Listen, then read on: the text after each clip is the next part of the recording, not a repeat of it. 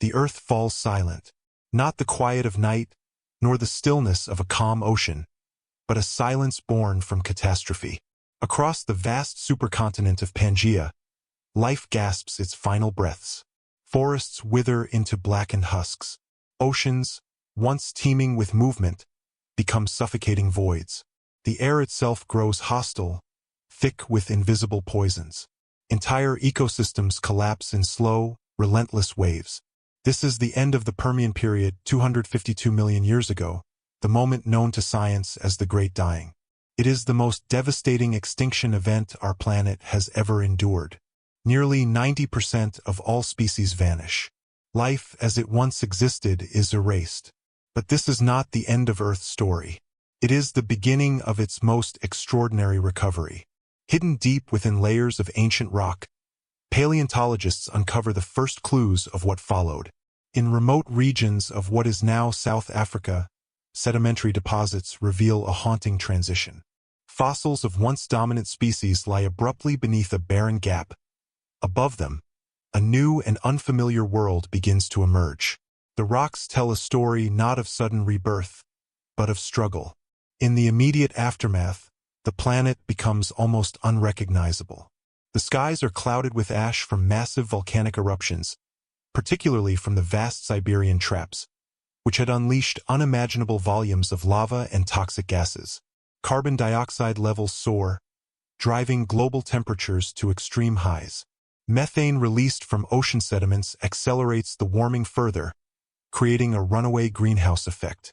The oceans suffer perhaps the most. As temperatures rise, oxygen levels plummet.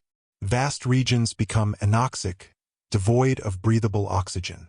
Marine life, once diverse and abundant, suffocates. Coral reefs vanish entirely. Trilobites, survivors of previous extinctions, disappear forever.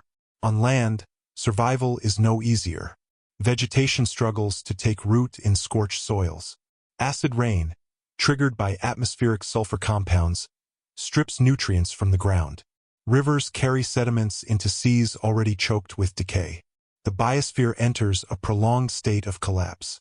Yet, even in this devastation, life does not completely disappear. Among the scattered remains of once thriving ecosystems, a few resilient species endure. Their fossils appear again and again in early Triassic rock layers, suggesting not abundance, but persistence. One such survivor dominates the landscape: Lystrosaurus. A squat, tusked herbivore, roughly the size of a pig, Lystrosaurus becomes one of the most common land animals of its time. Its anatomy reveals the secrets of its survival. A barrel-shaped chest suggests powerful lungs, capable of extracting oxygen from an increasingly depleted atmosphere. Its beak-like mouth allows it to consume tough, low-quality vegetation, giving it an advantage in a world where plant life is scarce. Its limbs, positioned more beneath its body than earlier reptiles, hint at greater mobility, an essential trait in a landscape where resources are limited and constantly shifting. But Lystrosaurus is not alone. In the fossil beds of Russia and China, paleontologists uncover evidence of other hardy survivors: small carnivorous reptiles, burrowing creatures, and opportunistic feeders. These animals share common traits: adaptability, resilience, and a capacity to endure extreme environmental stress. The early Triassic world is not a place of abundance. It is a world of scarcity. Ecosystems are simplified, dominated by only a handful of species. Biodiversity is at its lowest point in hundreds of millions of years. Food chains are fragile, easily disrupted. Each organism plays a critical role in maintaining what little balance remains. Yet, within this fragile system, the seeds of recovery begin to take root. Over time, subtle changes reshape the planet. Volcanic activity gradually declines. The atmosphere begins to stabilize. Carbon dioxide levels, though still high, slowly decrease. Rainfall patterns shift, allowing vegetation to reclaim portions of the land. The first signs of ecological complexity return.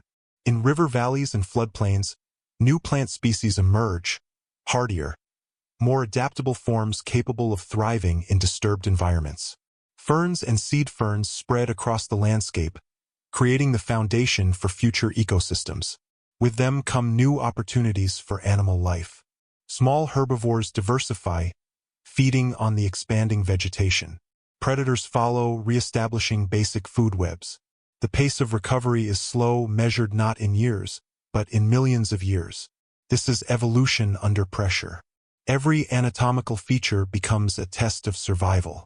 Among the most significant developments during this time is the rise of a new group of animals, archosaurs.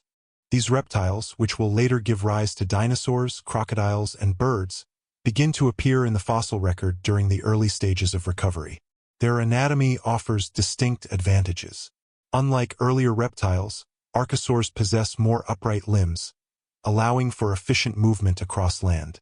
Their respiratory systems are more advanced, enabling them to cope with fluctuating oxygen levels. Some exhibit early forms of temperature regulation, granting them greater control over their internal environment. These traits are not merely adaptations. They are innovations, shaped by one of the harshest periods in Earth's history. Meanwhile, in the oceans, recovery follows a different path. Marine ecosystems take longer to rebound. The lingering effects of anoxia continue to suppress biodiversity. But eventually, oxygen levels begin to rise, allowing new forms of life to emerge. Ammonoids, relatives of modern squid, rapidly diversify, becoming one of the first groups to re-establish themselves in marine environments. Their spiral shells, preserved in limestone deposits, serve as markers of recovery, appearing in increasing numbers as ecosystems stabilize. Bivalves and gastropods follow, occupying ecological niches left vacant by extinct species. Slowly, reef systems begin to reform, not as they once were, but as new, simplified structures built by different organisms. This is not a restoration of the past. It is the creation of something entirely new. The world that emerges from the Great Dying is fundamentally different from the one that preceded it. Entire evolutionary lineages are gone, replaced by organisms that have adapted to survive in a changed environment. As millions of years pass, the pace of recovery accelerates. By the Middle Triassic, ecosystems grow more complex. Forests expand, covering vast regions of the continent. Rivers teem with life. Predators and prey engage in increasingly sophisticated interactions. And among them, a new kind of animal begins to appear. Small, bipedal, fast-moving creatures, early dinosaurs. At first, they are insignificant, minor players in a world still dominated by other reptiles. But their presence marks a turning point in Earth's recovery, a signal that life is not merely surviving, but evolving in new and unexpected directions. The fossil record captures this transformation in remarkable detail.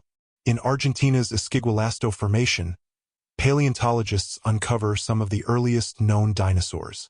Their bones, preserved in ancient volcanic ash, reveal lightweight skeletons, elongated limbs, and adaptations for speed and agility. These are not the giants of later eras. They are pioneers. Their success lies not in size, but in efficiency, in their ability to exploit ecological niches left open by the extinction. Back on land, synapsids, the ancestors of mammals, continue their own evolutionary journey. Though diminished by the extinction, they persist in small forms, gradually diversifying alongside reptiles. This coexistence sets the stage for one of the most important evolutionary dynamics in Earth's history: competition. In a recovering world, every advantage matters. Speed, metabolism, reproduction, adaptability, all become critical factors in determining which species will thrive and which will fade into extinction. And as these forces shape the biosphere, Earth moves further away from the shadow of the Great Dying. But recovery is not a single event. It is a process, complex, uneven, and often unpredictable. Even tens of millions of years after the extinction, signs of instability remain. Ecosystems fluctuate, climate patterns shift, evolution experiments with new forms, some successful, others short-lived. Yet, through it all, life persists. From the smallest microorganism to the largest predator, every organism contributes to the rebuilding of the biosphere. The scars of the past are still visible in the rock record, layers that mark the boundary between devastation and renewal. But above them lies a testament to resilience, a world reborn. And as the Triassic period unfolds, this new world will give rise to creatures unlike anything that came before, creatures that will dominate the planet for over 160 million years. The age of dinosaurs is approaching, but its origins lie here, in the ashes of the greatest extinction Earth has ever known. Yet the emergence of early dinosaurs does not immediately transform the world. In the mid-Triassic landscape, their presence is still subtle, almost easy to overlook within the broader resurgence of life. Earth remains a fractured planet, still healing from the deepest wound in its biological history. Vast regions of the supercontinent Pangaea are dominated by extreme climates, scorching interior deserts, seasonal monsoon belts along coastal margins, and unstable ecosystems shaped by unpredictable rainfall. Geological evidence suggests that recovery is not uniform across the globe. In some basins, sedimentary layers preserve lush floodplain environments, while in others, the rock record reveals long stretches of arid conditions where life struggled to persist. This uneven recovery defines the rhythm of the Triassic world. In these harsh environments, evolutionary pressure intensifies. Species are forced into constant adaptation, not toward perfection but toward survival. Every anatomical trait becomes a compromise between energy efficiency, mobility, and environmental resilience. Among the most successful survivors are the synapsids, particularly the lineage that includes the descendants of earlier therapsids. Some of these creatures gradually evolve into more specialized forms known as cynodonts. Their fossils, found across southern Africa and South America, reveal subtle but profound changes in skeletal structure. The jaw, once a complex arrangement of multiple bones, begins to simplify. Teeth differentiate more clearly into incisors, canines, and postcanine grinding structures. These modifications indicate a shift toward more efficient feeding strategies, allowing these animals to process a wider variety of food sources in unstable environments. Even more significant is the transformation of their posture and metabolism. The limbs of cynodonts move progressively beneath the body, improving locomotion and reducing energy expenditure. Internal bone structures suggest increased metabolic activity, hinting at a gradual transition toward endothermic, or warm-blooded, physiology. These are not yet mammals, but they are moving unmistakably in that direction. At the same time, the dominant reptiles of the early Triassic begin to diversify into new ecological roles. Archosaurs, already present in earlier recovery stages, expand rapidly across Pangaea. Their evolutionary success is closely tied to their anatomical efficiency. Upright limb posture allows for sustained movement across vast distances, an advantage in environments where resources are widely dispersed. Within this group, two major evolutionary branches begin to emerge, one leading toward crocodile-line reptiles, and the other toward the ancestors of dinosaurs and birds. Fossil evidence from Brazil and Argentina reveals early diversification among these archosaurs, with some species becoming small, agile predators, while others adopt herbivorous or omnivorous diets. This diversification reflects a world still reorganizing its ecological hierarchy. Marine ecosystems, meanwhile, undergo a parallel transformation. After the near-total collapse during the extinction event, ocean life slowly regains complexity. Oxygen levels in the water gradually stabilize, allowing for renewed biological activity. In the fossil record, ammonoids appear in increasing abundance, their intricate shell patterns serving as some of the most reliable indicators of Triassic marine recovery. Alongside them, new marine predators begin to evolve. Early ichthyosaurs emerge, streamlined reptiles adapted for fully aquatic life.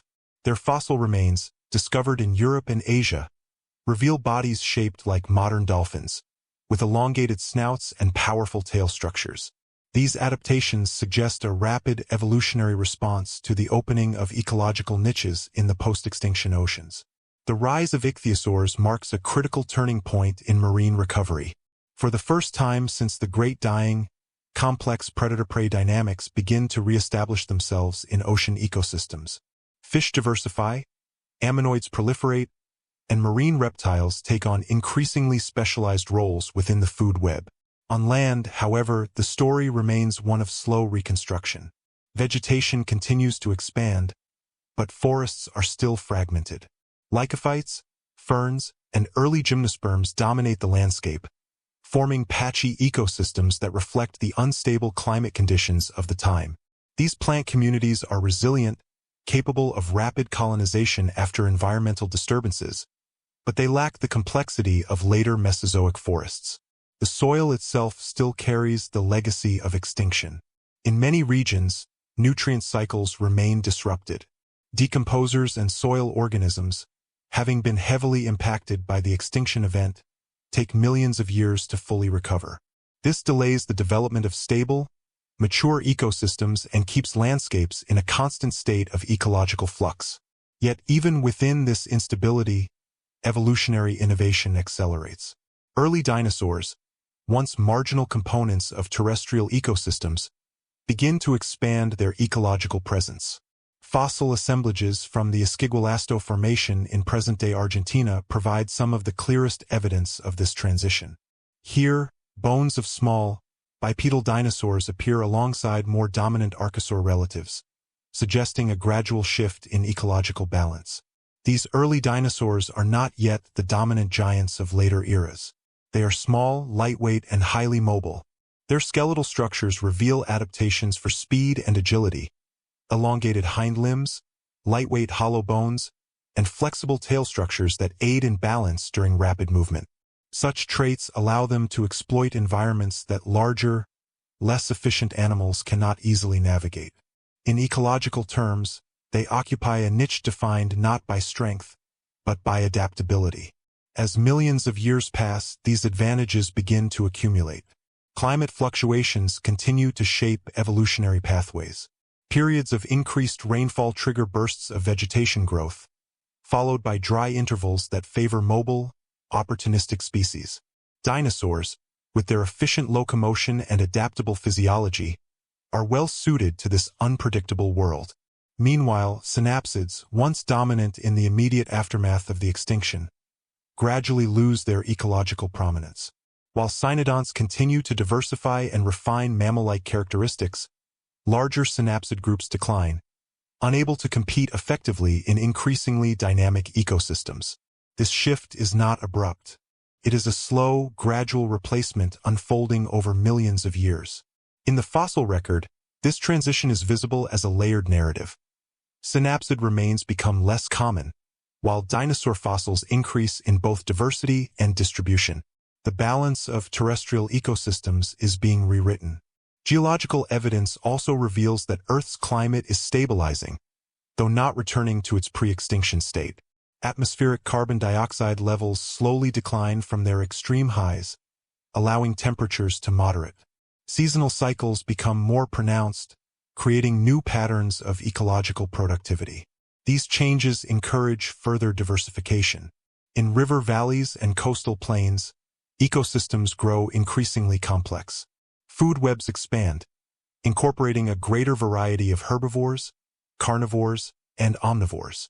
Predator-prey interactions become more specialized, driving evolutionary arms races between species. One of the most significant developments during this time is the refinement of reproductive strategies. Some archosaurs begin to exhibit behaviors associated with nesting and parental care. Fossilized nesting sites suggest that early dinosaurs may have guarded eggs or returned to specific breeding grounds, increasing offspring survival rates in unstable environments. This behavioral evolution represents a critical step in their long-term success. It is not merely anatomy that shapes survival, but behavior, adaptation, and ecological intelligence. By the late Middle Triassic, the world has changed dramatically from the barren aftermath of the Great Dying. Life is no longer in recovery, it is in expansion. Forests are more continuous. Oceans are more active. Terrestrial ecosystems are increasingly structured and interconnected. Although instability remains a defining feature of the planet, the trajectory of life is unmistakably upward. Yet beneath this resurgence lies a quiet tension. Evolution is still reshaping the hierarchy of life. Competing lineages continue to struggle for dominance. environmental pressures remain unpredictable. And within this dynamic system, certain groups are poised to rise further. Among them, the dinosaurs. What began as small, inconspicuous survivors in a post-apocalyptic world are now becoming increasingly diverse and widespread. Their presence is no longer marginal, it is foundational. They are preparing unknowingly for the next great transformation of Earth's history, a transformation that will mark the true beginning of their age. By the late Triassic, Earth no longer resembles the shattered planet that emerged from the Great Dying. Yet its recovery is still incomplete. The world remains unified under the immense supercontinent Pangaea, stretching from pole to pole like a vast, fractured monument of geological time. Its interior is dry and extreme, an immense expanse of seasonal deserts and wind-scoured basins, while its coastal margins host the most productive ecosystems of the era. Monsoonal rains sweep across these edges, briefly transforming barren floodplains into thriving corridors of life before retreating once again into long periods of drought. It is within this rhythm of instability and renewal that life continues to evolve. And now, for the first time since the extinction, ecosystems are no longer defined by survival alone, but by dominance. In terrestrial environments, the balance of power has shifted dramatically. The once diverse synapsid lineages, reduced to smaller, more specialized forms, now occupy secondary ecological roles. Cynodonts persist, but they are increasingly confined to nocturnal niches, burrowing systems, and low-resource environments where competition with more active reptiles is reduced. Above them, a new group has begun to reshape the structure of land ecosystems. The dinosaurs. Their rise is not sudden, but it is irreversible. Fossil assemblages from the late Triassic formations of South America, India, and southern Africa reveal an expanding diversity of dinosaurian forms. These are no longer rare or marginal creatures. They are becoming central components of food webs, herbivores shaping vegetation patterns, and predators regulating population dynamics with increasing efficiency. Among the most striking of these early dinosaurs are small to medium-sized theropods, lightweight, bipedal hunters with elongated hind limbs and stiffened tails that provide balance during high-speed pursuit. Their skeletal structure reveals a level of biomechanical refinement that sets them apart from many contemporaries. Hollow bones reduce body mass, while advanced respiratory systems, likely similar to air sac structures, allow for sustained activity in oxygen-variable climates. These adaptations are not merely advantageous. They are transformative. In ecological terms, dinosaurs are no longer participants in recovering ecosystems. They are architects of them. Meanwhile, herbivorous dinosaurs begin to diversify into new feeding strategies. Early sauropodomorphs appear in the fossil record with elongated necks and expanding body sizes, allowing them to exploit vegetation at multiple levels of the canopy. This vertical feeding range reduces competition and increases access to previously underutilized plant resources. In parallel, ornithischian dinosaurs begin experimenting with specialized dentition and jaw mechanics, enabling them to process tougher plant material as global flora continues to evolve. These evolutionary experiments are occurring within ecosystems that are becoming increasingly structured. Vegetation, once sparse and opportunistic in the immediate post-extinction world, has now developed into more stable communities. Gymnosperms dominate many regions, forming conifer-like forests that stretch across floodplains and upland areas. These forests are not as dense or diverse as later Mesozoic ecosystems, but they represent a significant step toward ecological maturity. Soils have also recovered much of their biological complexity. Decomposer networks reestablish nutrient cycling, allowing ecosystems to sustain higher levels of biomass.